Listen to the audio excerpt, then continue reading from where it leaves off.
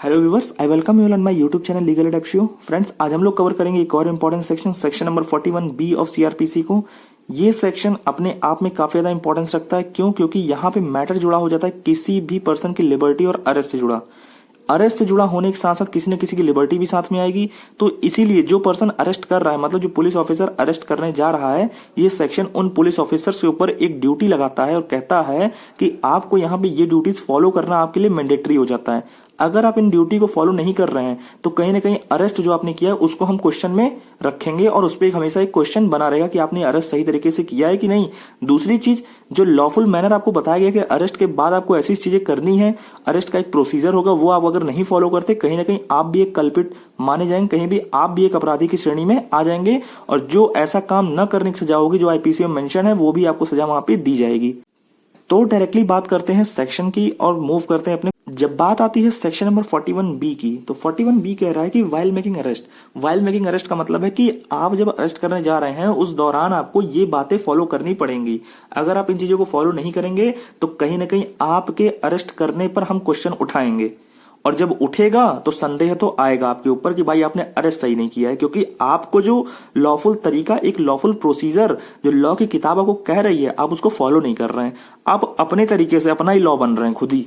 तो शासन किसका हमें ध्यान रखना है? विधि का है, कोई पुलिस वाले का शासन नहीं है। तो इसलिए लॉ जानते रहिए। हर पर्सन को लॉ पता होगा तो आप पुलिस वाले को भी बता पाएंगे बीच में और पुलिस वाले को भी रोक पाएंगे कि आप ये गलत कर रहे हैं, आप इलीगल तरीके से किसी को अरेस्ट कर रहे हैं। तो ये चीजें आप जानिए। और ये मैंडेटरी प्रोविजन हो जा रहा है। मैंडेटरी प्रोविजन में पहला पॉइंट ये कह रहा है कि किसी भी पर्सन, कोई पुलिस वाला जो अरेस्ट करने जा रहा है तो वहां पे उसका एक्यूरेट, विजिबल, क्लियर आइडेंटिफिकेशन होना चाहिए। आइडेंटिफिकेशन किसका? उसके नाम का, कि हाँ ये पर्सन फलाजन है, ये है पुलिस ऑफिसर। तो इससे होगा क्या कि हम उनको पहचान तो सकेंगे कि हाँ ये नाम का पुलिस ऑफिसर था। ऐसा तो नहीं रहेगा ना कि कभी पता करने का तो पता चला यार ऐसा तो कोई पुलिस ऑफिसर ही नहीं है, वो तो डकैत था, वो तो पता चला गुंडा है, वो तो फिरौती से मांगा था, तो किसी 4 लड़कों को भेज दिया उनको अरेस्ट करने के बहाने उनको उठा के लाने को। तो ये सब चीजें नहीं होनी चाहिए।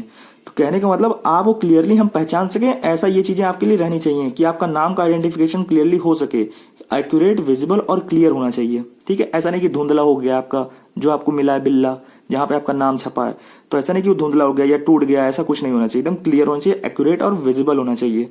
दूसरी चीज इसमें कह रहा है कि एक मेमोरेंडम तैयार करेगी, जो पुलिस ऑफिसर जो अरेस्ट करेंगे वो एक मेमोरेंडम तैयार करेंगे और मेमोरेंडम तैयार करने के लिए हमें जरूरत है अटेस्टेशन की। और वो अटेस्टेशन करेगा कौन? एक विटनेस करेगा। अब वो विटनेस होगा कौन? विटनेस होगा जो पर्सन अरेस्ट हो रहा है उसे कोई फैमिली मेंबर या कोई रिस्पेक्टेबल मेंबर ऑफ सोसाइटी का। ये कंडीशन तब आएगी जब उसका फैमिली मेंबर ना मिल पाए।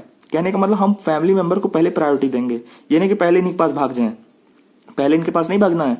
रूल तो ये कह रहा है पहले इनके पास जाओ, तभी इनका नाम पहले रखा है। इसके बाद अगर ये नहीं मिलना तब इनके पास जाइए।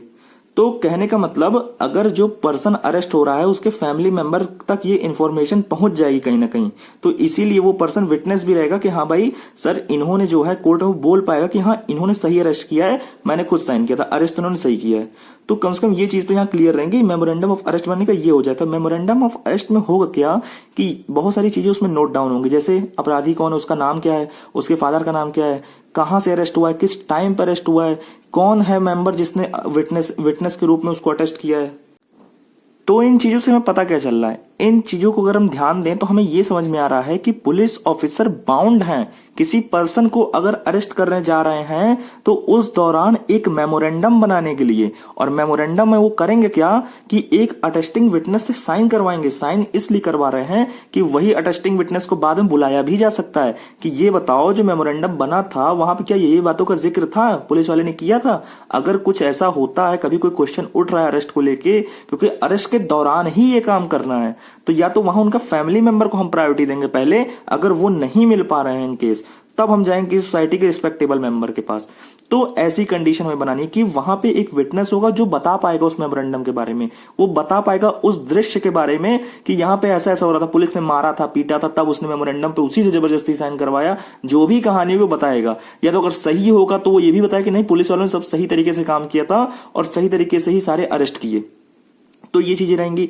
इसके बाद होगा क्या कि पुलिस वालों को आप बाउंड कर सकते हैं। ये चीज हमें निकल के आ रही सामने कि अगर कोई पर्सन उसके साथ ऐसा हो रहा है, पुलिस डायरेक्टली मेमोरेंडम नहीं बना रही बट वो अरेस्ट कर ले रही है, तो वहां पे आप पहले उसको बोलिए कि आप मेमोरेंडम बनाइए, हम चलने तैयार आपके साथ, आप मेमोरेंडम बनाइए, आगे हम चर्चा आपके साथ चले करेंगे। तो जब मेमोरेंडम बना देगी तो आपके हाथ में एक चीजें मिल जाएंगी, तो एक क्लियर एविडेंस हो जाएगा कि रिटर्न फॉर्म में, डॉक्यूमेंट्री फॉर्म में, कि हाँ इस दिन अरेस्ट हुए हो आप, इस डेट पे अरेस्ट हुए हो, इस ये बॉडी पे मार्क्स थे आपके, और किस जुर्म में अरेस्ट हुए हो, किन कौन कौन लोग थे, कौन विटनेस था जिसने साइन किया है, और आपका भी काउंटर साइन रहेगा। तो ये सारी चीजें एक मिलके एक अच्छा जो एक सही तरीका है जो अरेस्ट करने का, उसको एक आगे बढ़ाएगी। दूसरी चीज, ये सारी चीजें होने के बाद अब जो अरेस्टेड पर्सन जिसको अरेस्ट किया गया है वो खुद भी उस पर साइन करेगा। तो इससे हुआ क्या, एक तो विटनेस हमें मिल गया, मेनली फैमिली मेंबर तक बात चली गई, दूसरी चीज या तो सोसाइटी में चली गई, तीसरी जो अरेस्टेड पर्सन है उसने खुद भी साइन किया है। तो ये सारी चीज कहीं ना कहीं मिलके एक सही तरीका, एक सही प्रोसीजर फॉलो करने पे मजबूर कर देंगी, जो पुलिस को मानना पड़ जाएगा। तो सेक्शन नंबर 41B का जो सबसे लीडिंग केस है वो है D K Basu versus state of West Bengal का। ये case custodial death, custodial violence से जुड़ा है। डीके बासु एक लेटर लिखते हैं सुप्रीम कोर्ट को, जहां पे उनको एक इन्फॉर्मेशन मिली जाती है न्यूज़पेपर के थ्रू कि एक पर्सन की कस्टडी में डेथ हो चुकी है। इसी तरह मैटर उठता है यूपी का भी, तो यूपी में भी एक पर्सन की अलीगढ़ में डेथ हुई रहती है, जहां पे अशोक जौहरी जी ने ये बात जो है कोर्ट तक पहुंचाई थी। तो कोर्ट तक इतने सारे मैटर आ रहे थे कस्टोडियल डेथ और कस्टोडियल वायलेंस के, कि सुप्रीम कोर्ट सारे मैटर को, ऐसे मैटर को क्लब कर देती है और डीके बासु के जो लेटर था उसी को वो पिटीशन के रूप में एक्सेप्ट कर लेती है। उसके बाद वो कई सारी गाइडलाइंस देती है, जिसके बाद वही गाइडलाइंस को ध्यान में रखते हुए 2009 में संशोधन होता है हमारे क्रिमिनल लॉ में, और क्रिमिनल लॉ में संशोधन होने के बाद 41A-B-C-D को जोड़ दिया जाता है। और उसी के फलस्वरूप ये इसीलिए रखा गया कि वो पुलिस पे कहीं ना कहीं हमें अंकुश लगाना था। अंकुश लगाने के साथ साथ उन्हें सही तरीका से फॉलो करवाना था लॉ, और सही तरीके से अरेस्ट का प्रोविजन रखवाना था, और ये बताना था कि आप जिसको अरेस्ट कर रहे हैं वो भी एक पर्सन है, उसके भी कुछ फंडामेंटल राइट्स हैं, उसकी भी अपनी लिबर्टी है, आप गलत तरीके से किसी को मत उठाइए। हो तो यही रहा था कि पुलिस उठा रही है किसी को और ले जाके जेल में बंद कर रही है, पुलिस उठा रही है किसी को, उसका पता उसके फैमिली वालों को चल ही नहीं पा रहा है, पुलिस उठा रही है, अगले दिन उसकी डेड बॉडी मिल रही है। तो इस तरह के बहुत सारे केसेस हो रहे थे। तो इन सारे केसेस को डायरेक्टली सुप्रीम कोर्ट ने संज्ञान में ले लिया था, तो इसलिए बहुत सारी गाइडलाइंस दी, और वही गाइडलाइंस का फलस्वरूप ये सेक्शन भी है 41B भी। तो 41B में यही बस बोल दिया गया कि मोटा मोटा कि आपके पास जो है बैच होना चाहिए, आपका नाम जो है एक्यूरेट होना चाहिए कि भाई पता चले कि आप पुलिस वाले हो। दूसरी चीज, आप मेमोरेंडम उसी दौरान बनाएंगे जिस टाइम आप अरेस्ट करेंगे। ये सुप्रीम कोर्ट भी कह रही है और ये सेक्शन भी कह रहा है। तो अपने आप में समझ जाइए कि सेक्शन कितना बड़ा मैंडेटरी प्रोविजन डाल रहा है पुलिस ऑफिसर्स के ऊपर। अगर वो फॉलो नहीं करेंगे तो कहीं ना कहीं कंटेम्प्ट के लिए भी जा सकते हैं। सेक्शन के लिए तो जाएंगे ही, सेक्शन के अगेंस्ट अगर जा रहे हैं तो लॉ के अगेंस्ट जा रहे हैं, बट अगर सुप्रीम कोर्ट की बात को फॉलो नहीं कर रहे हैं तो वो भी कहीं ना कहीं कंटेम्प्ट में उनको ले जाएगा। तो ये सारी चीजें रहेंगी। वो आज के सेक्शन में इतनी चीजें रहेंगी, आज के लेक्चर में इतनी बातें रहेंगी। आगे की बातें हम लोग जो है नेक्स्ट लेक्चर में कवर करेंगे।